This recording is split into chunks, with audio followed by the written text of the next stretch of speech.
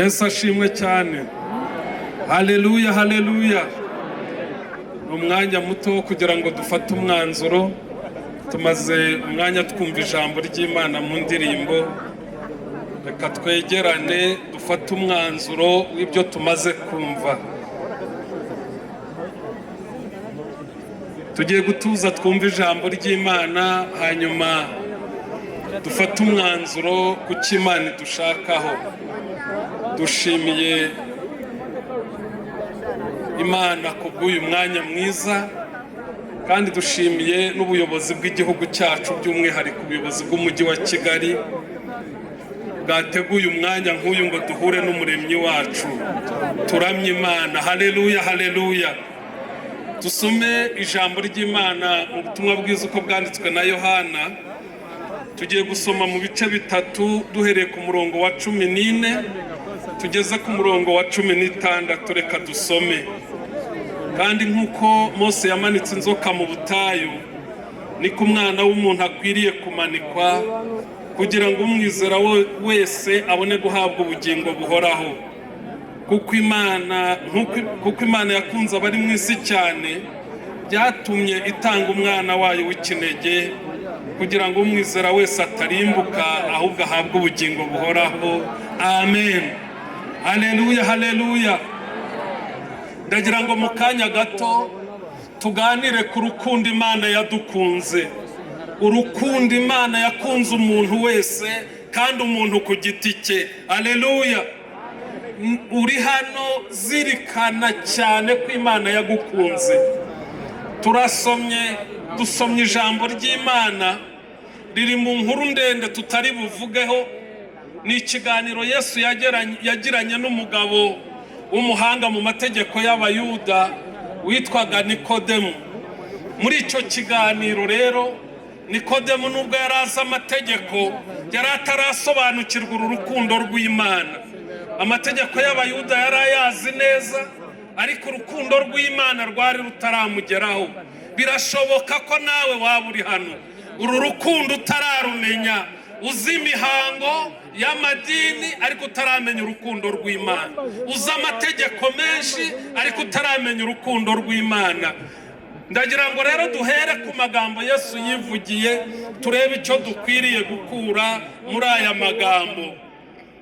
Urukundo Imana yadukunze, nababwiye ngo yarukunze umuntu ku giti cye, kandi irukunda nta kondisiyo n'imwe ishyizeho. Irukunda itagusabye kubanza kuba mwiza. Irugukunda itarebye ibyo ufite, itarebye ibyo utunze, itarebye aho ukomoka, itarebye imbaraga zawe. Irugukunda nta gishingiyeho. Izina ry'Imana nirishimwe, izina ry'Imana rishyirwe hejuru. Imana yadukunze nta kishingiyeho. Idukunda urukundo rungana rutyo. Ikindi ngo idukunda urukundo rungana no gutanga umwana wayo w'ikinege ku bwanjye no ku bwawe. Yanguranye umwana wayo, nawe yakuguranye umwana wayo. Bamaze kubiduhamiriza hano mu kanya. Ntabwo uyu musore uvuye aha, ntabwo Imana yamukunze kuko ari mwiza, yari mubi, ariko urukundo rw'Imana ruramukurura. Imana iramwiyegereza, izina ryayo rishimwe. Twasomye ijambo rivuga ngo nk'uko Mose yamanitse inzoka mu butayu. Iyi ni inkuru dusanga mu gitabo cyo Kubara igice cya 21 muri Bibiliya. Imana idukunda urukundo rwayo atari uko twakoze ibyiza. Iki gihe Abisiraheli bari bahemutse, bivovotera Imana, ntibabona ineza yayo. Ibyiza Imana bakorera babitesha agaciro, nk'uko n'ubu abantu bameze. Imana igukorera ibyiza, ikakurinda, ikaguha umwuka uhumeka, ikanadutegurira n'ibihe byiza nk'ibi. Ariko abazi kuyishima ngo bamenye ko ariyo yabikoze nibo bake. Niko byagenze mu gihe cy'Abisiraheli. Imana ibagirira neza, irabagaburira, irabarinda, irinda inkweto zabo gusaza, irinda imyenda yabo kubashiriraho. Imana ibagirira neza, barayivovotera, barayirakarira. Hanyuma ngo Imana birayibabaza, yohereza inzoka z'ubumara zirabarya, ngo batangira kuribwa n'inzoka. Inzoka zibariye nka kwa kundi tujya tubaho, ibyago byakugeraho ugatekereza Imana. Ngo inzoka zarabariye, bubura amaso, batakira Mose ngo abingingire Imana. Mose abasabiye, Imana imuha igisubizo, iramubwira ngo shaka igiti kirekire, unacura inzoka isa nk'izo ngizo zirimo zibarya, uyimanika kuri icyo giti. Umuntu uza kubura amaso gusa akareba kuri iyo nzoka arakira. Imana ishimwe. Nubwo dufite ibyago byinshi tujya tunyuramo, ariko Imana ifite igisubizo. Buri cyago cyose Imana igifitiye igisubizo. Nubwo byaba biturutse ku ngaruka z'ibibi twakoze, Imana ishaka igisubizo. Imana ishimwe, urukundo rwayo ni rwinshi. Hanyuma rero inzira z'Imana ziratangaje.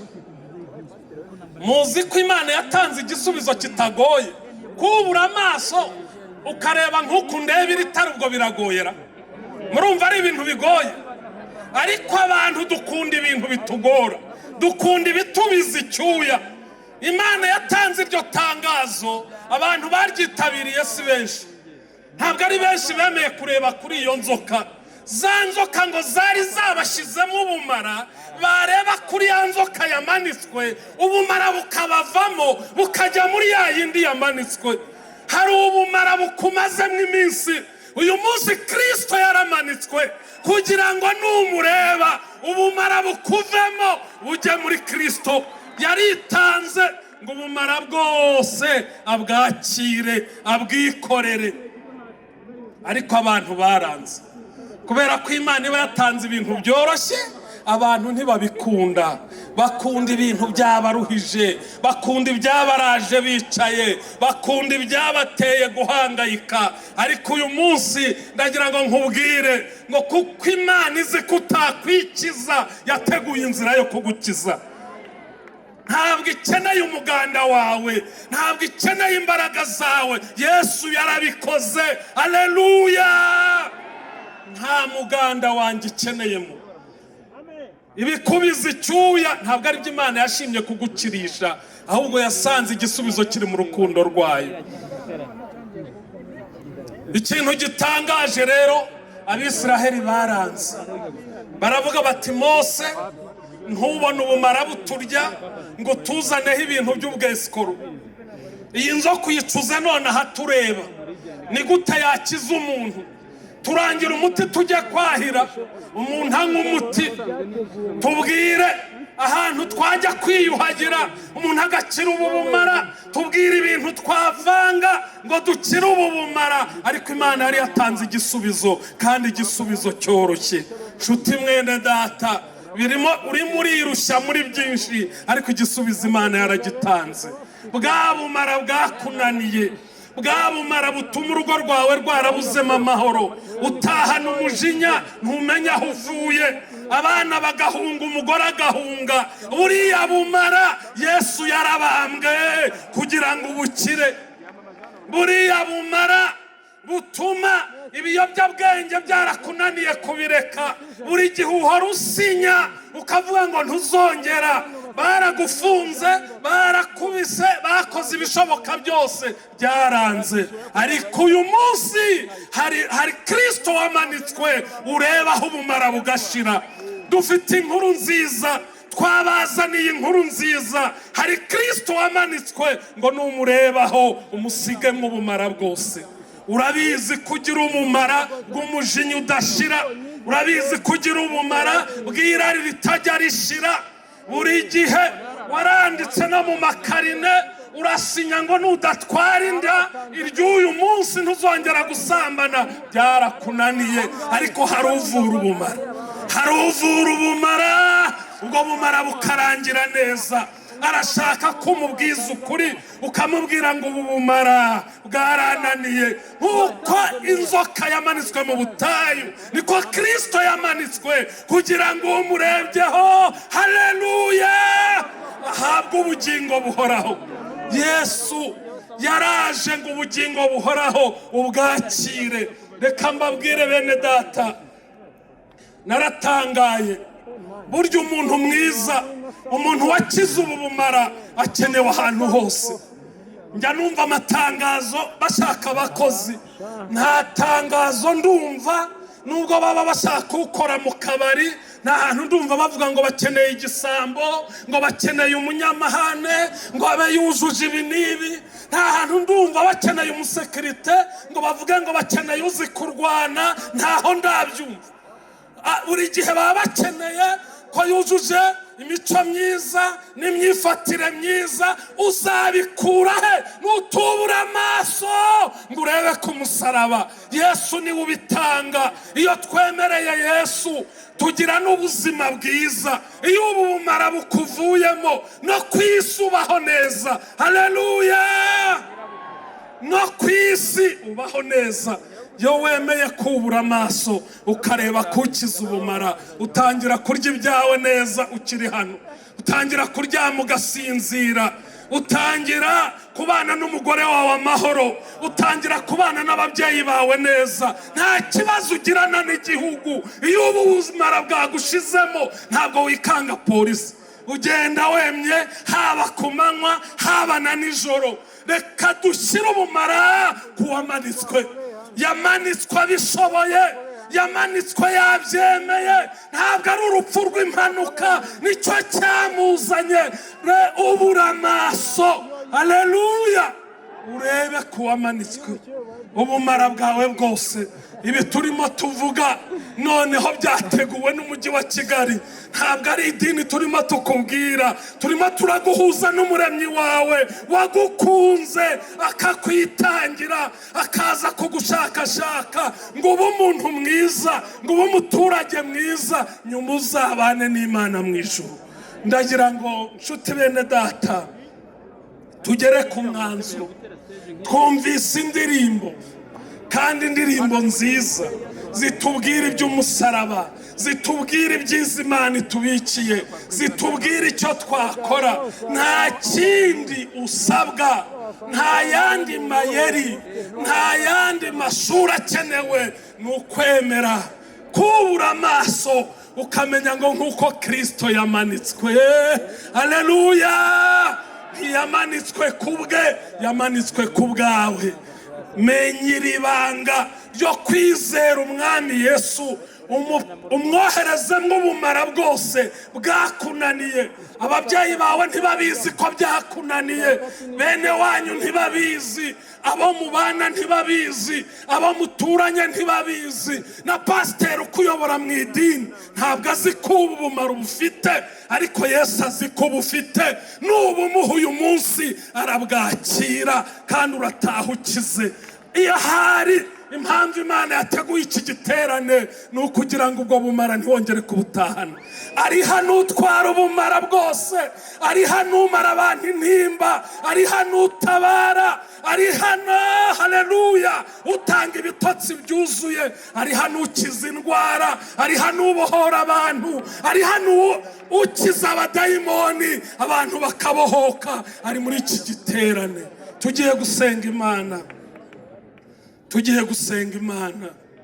Ndashaka guhamagara umuntu wese wumva hari ubumara bumutera kubura amaso, akabwohereza mu wamanitswe, ari we Kristo wagiye ku musaraba mu cyimbo cyawe. Kandi uburyo tugiye kumwoherezamo ubu bumara, tugiye kurambura ikiganza, uvuga uti ubu bumara bwose bwari bumbujije amahoro, mbukoherejemo. Ni wowe wemeye kubwikorera, nta wundi wabonetse, nta wundi. Ntabwo ari njye ugiye kubwikorera, ahubwo bwohereze muri Kristo. Urambura ikiganza, rambura ikiganza cyawe. Imana ibaha umugisha. Ndabona mwarambuye muri benshi. ubumara tugiye kubwohereza mu wagiye ku musaraba kugira ngo yishyireho ibyaha byacu twese, iby'abari hafi n'abari kure. Haleluya, haleluya. Zamura cyane, si umuntu wereka, ereka Kristo wakubambiwe. Umubwire ngo umujinya warananiye, ubusambanyi bwarananiye, ibiyobyabwenge byarananiye, ubugome bwarananiye, amatiku yarananiye. Zamura umubwire ngo ubu bumara bwose bumbujije gusinzira, bumbujije amahoro, haguruka uzamura ikiganza umwohereze mw'ubwo bumara, ngo nta rindi banga, nta wundi mutwara kwikoreza. Nk'uko Mose yamanitse inzoka mu butayu, niko Kristo yamanitswe kugira ngo umurebyeho wese ababarirwe ibyaha kandi ahabwe ubugingo buhoraho. Kuko Imana yakunze abari mu isi, yatanze umwana wayo ngo umwizera atarimbuka ahabwe ubugingo buhoraho. Tugiye gusenga rero, tugiye gusenga. Sinirirwa nguhamagara ngo uvaho, rambura ikiganza gusa dusenge. Data wa twese uri mu ijuru, Imana yacu ishobora byose, ni wowe twiringiye mu izina rya Yesu. Twizeye urupfu wadupfiriye Kristo, twizeye igitambo cyawe cyo ku musaraba, twizeye amaraso watumeneye, twizeye ku gitambo cyawe cya kindi cyanyuze Imana. None twegereye intebe y'ubuntu duciye bugufi cyane kugira ngo Mwami ubu bumara bwatwaje abantu bawe igitugu bubabuza kurara aho bari kurara, bukababuza kuba aho bagombye kuba, bukabatandukanya n'umugisha wabageneye. Imbabazi zawe nizibabeho, urukundo rwawe nirubabeho, amaraso yawe abeza batunganye. Guhera uyu munsi imitima yabo yuzure, uyiharire, ubatekerereshe neza, ubaroteshe neza, ubatandukanye n'ibyababuzaga amahoro. Cyagagura ingoyi zose mu izina rya Yesu, cyagagura ingoyi zose zari zibaboshye mu izina rya Yesu. Ureka imitima yabo Mwami uyeze, kandi amazina yabo Kristo uyandike mu gitabo cyawe. Uhereye none ntibongere kuba mu gitabo cy'abarimbuka, babe mu gitabo cy'abafite ubugingo buhoraho, baba abana bawe by'ukuri. Turagushimiye ko wemeye kubabarira, turagushimiye ko imbabazi zawe ziri hano, turagushimiye ko urukundo rwawe ruri hano. Tugukomeye amashyi kuri umwami kandi ugize neza mu izina rya Yesu. Amen, amen. Imana ibaha umugisha mu izina rya Yesu. Dufite icyifuzo gikomeye. Hari abantu bafite ibyago bamaranye igihe, abafite indwara, abafite ibibazo bibakomereye. Iyo twateranye gutya ngo Yesu yaje kudukiza n'intimba zo mu mitima, ngo ni wa wundi wumva n'intimba ya buri wese. Ntuvuge ngo ntituyumvise, Kristo arakumva. Na Hana wavugaga ijwi ridasohoka, Yesu yumvise icyifuzo cye. Rambura ikiganza cyawe wereke icyifuzo cyawe Yesu. Ufite indwara urashaka gukira, muri iki giterano umukiza arahari. Ufite ikibazo umaranye igihe, Kristo ari hano nk'umukiza. Rambura ikiganza umwereke icyifuzo cyawe. Turagushimiye kuri Imana ishobora byose. Uko wari urejo ntuhinduka, n'uyu munsi ni kuri teka ryose. Dore uyu mukobwa, dore uyu musore, dore uyu mugore n'uyu mugabo bazamuye ikiganza nk'ikimenyetso cyo kwicisha bugufi no kukwikoreza umutwaro wabo. Akira iki cyifuzo kandi gikoreho, ureme ubuzima mu cyimbo cy'uburwayi, ureme ibyishimo mu cyimbo cy'agahinda n'umubabaro, ureme ubutabazi mu cyimbo cy'umuruho. Uhirike imisozi imbere ye mu izina rya Yesu. Wa musozi we turagutegetse, shinguka imbere ye, utabwe mu nyanja, umuja n'umugaragu wawe babohoke. Tugushimiye ko Kristo ubyumvise kandi ubikoze mu izina rya Yesu. Amen, amen. Imana ibahe umugisha mu izina rya Yesu.